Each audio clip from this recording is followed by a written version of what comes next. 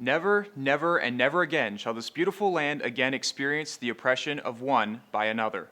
Those words were spoken by Nelson Mandela at his inaugural speech as South Africa's first black president in 1994. Now, nearly 20 years later, the Rainbow Nation must come to grips with the passing of its most iconic leader and assess whether the country has met his vision of a democratic South Africa with equal opportunities for all. While mostly amicable race relations and free elections now define today's South Africa, so does crime, corruption, and economic inequality.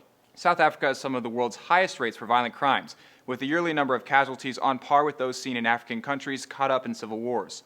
Los Angeles Times explains the murder rate has slowly decreased since Mandela was elected president, but that a dramatic increase in the figures this year is raising fears that the current government's approach to crime is not working. The 2012-2013 statistics are the worst in a decade. The figures show increases in the crimes South Africans fear the most: murder, attempted murder, violent armed house robbery, and carjacking. And criticisms of the South African government don't end there. Perceived government corruption weighs on the minds of many South Africans.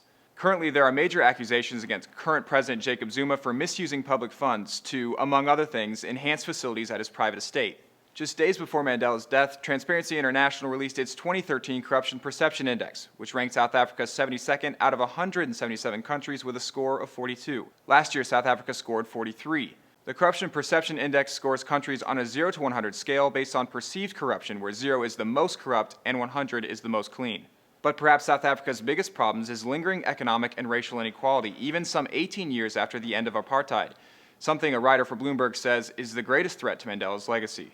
About 80% of South Africa's 51.8 million population is black. While incomes for black households increase an average 169% over 10 years, their annual earnings are 60,613 rand, only a sixth of the income earned by whites. And another anti-apartheid revolutionary, Desmond Tutu, said in November that progress in the country would be halted if the gap between the rich and the poor is not narrowed. Reflecting on Mandela's death, a white South African writer for The Atlantic says the leader's absence is a time for South Africa to look at where it has been and where it wants to go in the future. Now that Mandela has died, something will shift in South Africa for good. It will be time to take stock of where we are as a young democracy and realize that ending apartheid was just one battle in a much bigger war. I hope we're ready to fight. Mandela's public funeral service is scheduled to take place on December 15th. For Newsy, I'm John O'Connor.